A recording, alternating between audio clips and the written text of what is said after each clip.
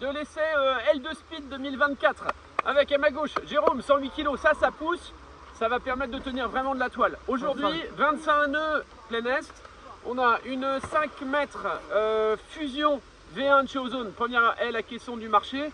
Derrière une PPC M1, aile néo-zélandaise, full Dynéma, bord d'attaque, latte centrale et même le spi en Dynéma. Ça, on va voir ce que ça donne. On est bien toilé avec. Ariane à droite, entraîneur de l'équipe de France de kitefoil, certainement une des filles qui pousse le plus. Capacité à pousser, puis capacité de réglage. Elle sera sur mat de course aussi, volo en 600. Derrière, un moniteur de kite qui court tout le temps en kite, en wing, etc. C'est fou, qui lui va être en Shubanga. Donc un Shubanga, ça fait 560. Macarbone un peu plus long, donc ça va vite. Donc si les ailes veulent bien, là on a vraiment le châssis et le moteur qui font pas mal. On va échanger un peu, on va faire le tour de GPS, regarder les VMG et on fait un petit débrief à la sortie de l'eau. A tout de suite.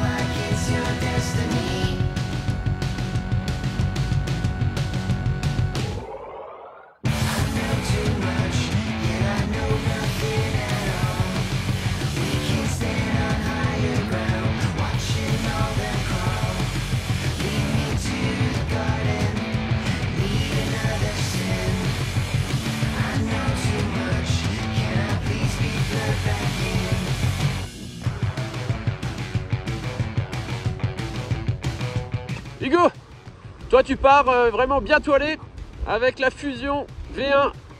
T'as jamais eu d'aile à caisson dans les mains? Non. Tu vas d'habitude à quelle vitesse en max avec ton matos? 27 nœuds. Ok, on te revoit dans 10 minutes, tu nous dis ce qui s'est passé? Ouais. A tout de suite. 1, top départ. 2, 1, go. Et bam, c'est parti. Ariane Imbert, tu sors de l'eau, t'as l'air d'avoir refroidi, non? Non, pas du tout, il fait tellement chaud. Bon, alors, nous on est là pour recueillir tes impressions sur les deux ailes, là, particulièrement testées en match contre les units. Donc on a testé la Ozone Fusion V1 ainsi que la PPC M1 en 4 mètres, qui sont vraiment des ailes destinées à aller vite. Oh putain, on a Charles Delot à côté, regardez-moi le guignolo qui nous balance de Merci Charlie. Ouais, donc l'idée c'était de recueillir tout d'abord ton impression sur la Ozone V1. On l'avait testé ensemble là tous les deux il y a quelques jours dans du vent moyen. Maintenant dans les conditions très toilées, qu'est-ce que tu en as pensé? Alors ouais, donc là on en est à un test vraiment en plage très basse et là un test en plage très haute. Clairement j'étais totalement surtoilée, par contre j'arrivais à la tenir, ça avançait. Et alors là par contre par rapport à la dernière fois il y avait beaucoup de pression dans l'aile, mais bon c'est normal parce que surtoilée. Plus de pression que dans ta 5 mètres d'ILA, bataille égale, tu sentais quoi? Ouais, un peu plus de pression, moins de mouvement parasite, toujours cette sensation de légèreté, dans les manœuvres avec du vent beaucoup plus facile. Par contre la force que je sens dans cette aile c'est la capacité à remonter au vent en fait. Okay. Là sur la remontée au vent j'étais vraiment mieux qu'avec les autres ailes. Ok, donc ça c'est un petit peu comme tout le monde, on a tous senti que monter, descendre quand même, on avait une arme qui allait bien. En revanche, qu'est-ce que tu en as pensé au travers? Est-ce que c'est vrai aussi? Alors au travers, je pense c'est pas mal. Par contre le vent était tellement irrégulier là qu'on avait du mal à stabiliser, il y avait beaucoup d'algues dans l'eau aussi. Ouais. Mais ce qui est bizarre c'est qu'au travers j'avais pas la sensation d'aller vite. Et au final c'est avec celle-là au travers que je suis allée le plus vite. Donc entre le ressenti et la réalité, il y a une petite différence. Ok, ça marche. Maintenant, en ce qui concerne la PPC, je rappelle la PPC, c'est dans la vidéo l'aile qui était jaune fluo et gris anthracite, qui est en full Dyneema, qu'on a eu en taille un tout petit peu plus petite. Qu'est-ce que tu en as pensé du coup? Alors là, dès qu'on la prend en main directement, on sent vraiment la rigidité de l'aile, c'est très rigide. Les poignets sont très confortables, je ne sais pas pourquoi ça m'a marqué. Après, en perf pure, je pense qu'il faut un petit peu la prendre en main pour mieux la comprendre et réussir à accélérer. Mais j'arrivais à aller un petit peu moins vite qu'avec l'autre. Par contre, on sent qu'il y a un fort potentiel. Et dans les manœuvres, elle est très facile. Ok, ça marche. On est d'accord que ces ailes-là, après, en freeride, voire en vague, tu penses qu'on perd immédiatement quelque chose? T'en as pensé quoi? Même si on n'a pas pu aller vraiment dans des vagues, tester tout ça, mais comment tu le sens? Est-ce que c'est vraiment un objet spécifique où on peut l'avoir pour aller vite, se tirer la bourre avec les copains, et derrière on se fait quand même plaisir un peu en vague et en freeride quand il n'y a pas les conditions pour aller vite? Je pense que la PPC, on peut l'utiliser dans toutes les conditions. De toute façon, en vague, on est en freefly, donc je pense que l'aile, ça, c'est pas le plus important. Par contre, la fusion, j'ai peur qu'elle soit un petit peu trop fragile pour les vagues, parce que ça va vite de se faire enfermer ou autre. Clairement, il faudrait les tester dans leur plage normale pour tirer de meilleures conclusions. Ok, merci Aryoun, à bientôt, ciao. Alors, c'est fou, toi tu reviens de l'eau avec la 4 mètres PPC full Dyneema. Il faut que tu me dises que ça a changé par rapport à une aile full alu de la même taille que tu as essayé. On parle uniquement de perf. Est-ce que ça va plus vite? Est-ce que ça va moins vite? Est-ce que c'est au travers, au près, au large? Qu'est-ce qu'on a pensé? Très rapide au travers, très rigide, et perf pure, rapide parce que j'ai été à 27 nœuds en 4 mètres sans trop forcer dans un bon 25 nœuds. Okay. Avec le V3, donc ça marche très bien, ça marche très fort. Ok. Très très rigide. Par rapport à la fusion V1 Ozone et la question que tu as essayé juste avant, qu'est-ce qui te semble pouvoir aller le plus vite au travers? Alors j'ai été plus vite au travers avec la fusion, plus vite au près aussi. Donc je pense que travers et près, la fusion est un petit peu plus rapide que la PDC. Est-ce que tu imagines que l'une des deux puisse être un peu l'aile freeride qu'on emmène aussi faire des petits travers l'été et puis aussi faire un peu de vagues quand il y a deux bouts de machin qui se mettent en route? Perso oui, franchement celle-là je pense qu'elle est plus à même de partir dans les vagues et en freestyle que la fusion pour ma part. Ok. Ça marche, merci Stéphou, à bientôt sur l'eau, ciao. Allez, retour de l'eau. On était donc avec tout le monde là sur l'eau, donc les adultes qui vont un peu vite, mais aussi tout mon pôle espoir, tous mes petits jeunes là qui courent, dont certains sur la Coupe du Monde de freestyle, mais aussi donc de race, entre guillemets la race, le slalom abattu dans lequel il y a un coup de free fly sur 100 mètres une fois de temps en temps. Alors, très intéressant parce que c'est rare quand on fait des tests comme ça, et là on a eu 12 riders qui ont essayé ces deux ailes là, d'avoir un retour homogène. Ça veut dire que d'habitude, il faut pondérer un petit peu en fonction du poids, du niveau, des habitudes de chacun, et quand personne ne dit la même chose, pour le débrief c'est un peu complet. Là c'est facile parce que tout le monde a dit la même chose. Je vous résume un petit peu tout ça rapidement. En termes de perf pure, tout le monde a vu que l'aile, c'est-à-dire le moteur, permet d'améliorer ses Vmax. Donc, puisqu'on parle perf pure dans ce tome 2, cette Vmax, elle se trouve au travers abattu, et là, celle qui nous a permis à taille équivalente d'aller plus vite, c'est la Fusion V1, qui était un petit peu devant la PPC. Alors, c'est très simple à comprendre, c'est que, attention, cette aile-là, en fait, permet de tracter beaucoup, mais sans arracher. C'est-à-dire qu'on n'a pas tant de pression que ça. C'est plus on va vite, plus elle crée son vent, mais c'est toujours en douceur. Donc, on n'a pas l'impression d'aller vite. Et en fait, on commence vraiment à gazer. Et comme on se sent en plus en confiance, parce qu'il n'y a pas beaucoup de pression, on continue à attaquer même quand ça durcit. Je pense que c'est pour ça que tout le monde est allé un peu plus vite avec cette aile qu'avec la PPC. La PPC, elle est allée aussi quand même beaucoup plus vite. Plus vite que toutes nos ailes plus polyvalentes qu'on a dans chacune de nos marques. Puisque vous avez vu, on a mis de la Duotone, de la F1, on a mis de la RRD, enfin donc des ailes et de la gangue. Voilà, donc des ailes plus polyvalentes qui ne sont pas des vraies ailes de speed. La PPC, elle est allée un tout petit peu moins vite que celle-là, mais quand on dit moins vite, attention, ne vous trompez pas. Je vais vous montrer, alors je ne vais pas montrer les chronos de tout le monde, mais je vous montre mes chronos à moi. Avec ma de course, avec mes Strike V3 2023 de chez F1. Le chrono, c'est 27.2. Ok. Donc, derrière ça, j'ai pris derrière ça la Unit D-Lab en taille égale. J'étais à 29.1, donc un petit peu mieux parce que un peu plus rigide, donc flux laminaire qui passe un peu mieux. Derrière ça, j'ai pris la PPC. La PPC, j'étais à 30.4, d'accord. Et derrière mon max avec la Fusion V1 à caisson, 31 nœuds. Voilà, donc ça c'était mon max sur la session, sachant qu'en fait c'est mon max, hein, c'est-à-dire que je n'arrive pas dans toutes conditions à aller plus vite que ça d'habitude, c'est mon max, avec ma de course. Hein. Ma de course égale en avion en 530, enfin bon, truc qui va vite. Ok, donc vous voyez qu'il y a peu d'écart entre les deux, un petit nœud, mais ça c'est les Vmax. Je vous montre pas tout le détail du dérush, mais en vitesse moyenne, j'étais quand même un petit peu mieux là-dessus parce que j'étais un peu plus confort. Ce qui fait que ma vitesse moyenne, elle, pour le coup, elle était meilleure. J'ai réussi en fait sur des bords environ de 500 mètres. J'ai réussi là-dessus à être à 26.2 quand j'étais à 24,5 là-dessus. Donc là, un petit peu plus et l'impression d'être confort et d'en avoir sur le pied. C'est-à-dire que je pensais que je pouvais améliorer encore ma vitesse moyenne avec ça. J'ai été surpris de faire autant. Alors qu'avec ça, j'avais eu l'impression d'aller vite parce que je me suis battu, mais j'étais vraiment au max. Donc, voilà.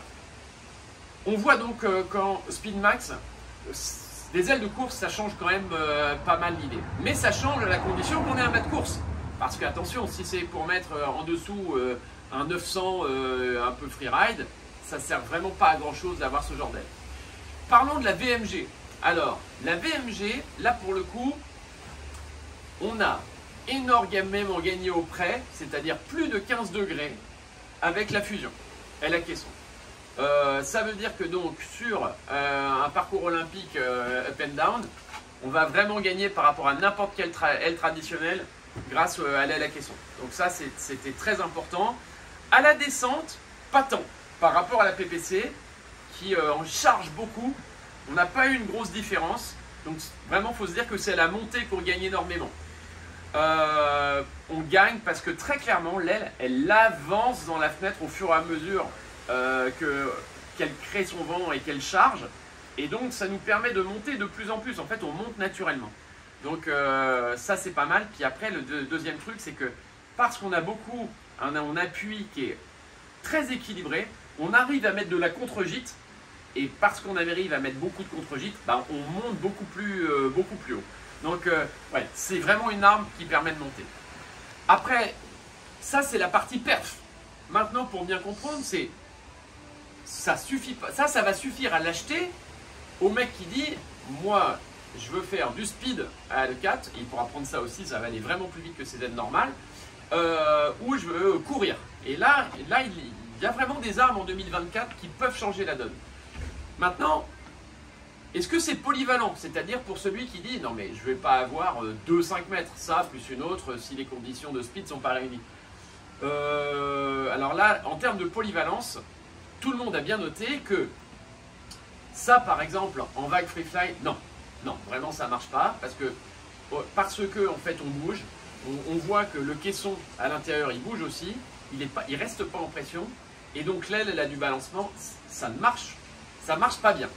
Ça marche pas bien, il y a un peu l'oreille aussi de temps en temps qui bouge un petit peu comme ça, on peut toucher. Clairement, on voit bien que c'est pas fait pour ça. Ça n'est pas fait pour ça non plus pour se balader en freeride, parce que on le voit un peu sur les vidéos, mais ça nous a tous choqués. Les manœuvres, c'est plus compliqué. Si on n'est pas vraiment toilé, en fait, au moment où en jibe ou en virement où on passe l'aile, il y a des espèces de mouvements de couette là comme ça. qui font que waouh, c'est compliqué de passer l'aile, et surtout quand on se remet de l'autre côté, comme on a perdu de la vitesse quand on change d'allure, quand on se remet de l'autre côté, l'aile ne se remet pas en pression tout de suite. Du coup, il y a un effet de flottement là qui fait que c'est techniquement pas facile, et donc surtout pas agréable. Donc si on est toilé, forcément, on passe d'une allure à l'autre, ça dégonfle d'un côté, ça charge de l'autre, et ça passe. Si on est moyennement toilé, c'est technique, hein, c'est pas facile. Donc, que pour courir et pour le vent établi. Alors je dirais pas la même chose de la PPC en termes de polyvalence, parce que pour le coup ça c'est bien léger, c'est bien stable, donc ouais ça peut, c'est un peu plus polyvalent, et ouais en vague ça marche. Alors il n'y a pas beaucoup de balancement, c'est vrai, et c'est vraiment très facile parce que c'est tendu sur les transitions.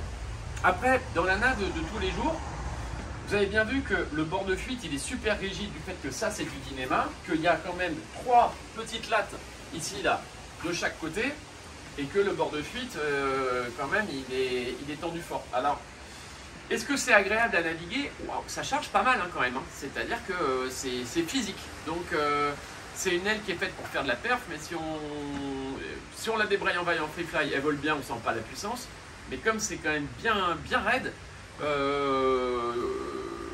c'est pas très confortable. Et aussi un truc, parce que c'est très raide, ça là lui il faut du vent, hein. C'est-à-dire que par rapport à vos ailes polyvalentes, à pomper c'est pas simple. C'est pas simple parce que d'abord, vous voyez que il n'y a pas beaucoup de creux là, c'est très plat. Derrière il n'y a pas beaucoup de V, l'aile elle est quand même aussi très plate derrière. Donc à pomper, c'est technique, c'est pas facile, il faut y aller vraiment fort et se mettre très bas sous le vent pour réussir à pomper. Donc ça ne va pas forcément faire une bonne aile de freeride de tous les jours. Mais celui qui dit, moi, je veux me tirer la bourre avec les copains, mais je veux aussi pouvoir aller dans les vagues avec, ouais, ça marche. Ça marche, il ne renonce pas à grand chose. En prix, en plus, ça reste accessible, puisque ça, en 5 mètres, ça vaut 1 499 €. Ça va un peu plus cher, hein, ça vaut un peu plus de 2 000 €. Bon, donc ouais, ça peut marcher. Pour vous qui n'avez pas eu dans les mains, juste un truc, puisque j'en parle et je touche la poignée. Les poignées ici sont super agréables, c'est très doux et le diamètre est vraiment bien pour pas mal de gens. Là le diamètre il est assez petit et ça glisse un peu, ça on n'a pas aimé, tout le monde a dit waouh, il glisse un peu ce blé.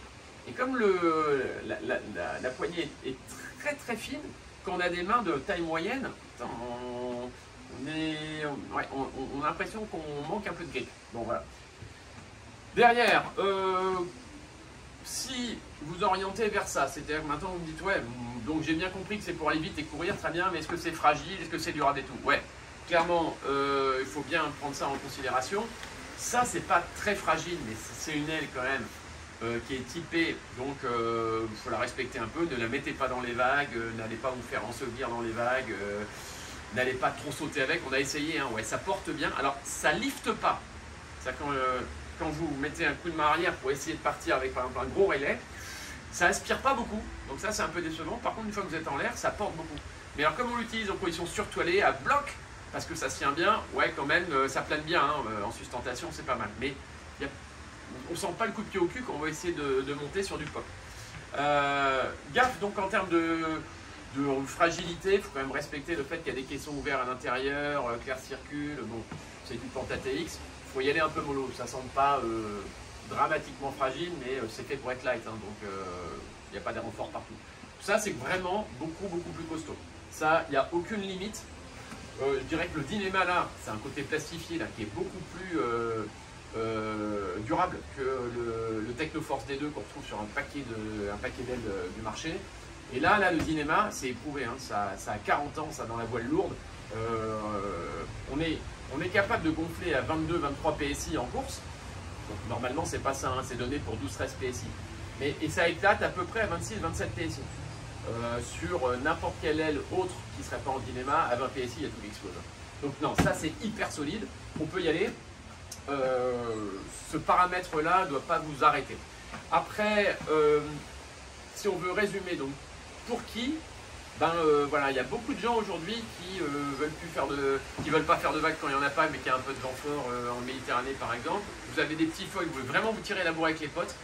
Ouais, ces ailes-là, ça va vous permettre d'aller plus vite et d'avoir vraiment de la stabilité. On sent que c'est fait pour aller vite. Donc ça va vous faire marrer. Celle-là, bon, bah, vous pourrez la choisir si vous renoncez à un petit peu de perf, notamment en montée au près, mais que vous voulez avoir un truc un peu plus polyvalent, ça va le faire. Ce ne sera pas décevant.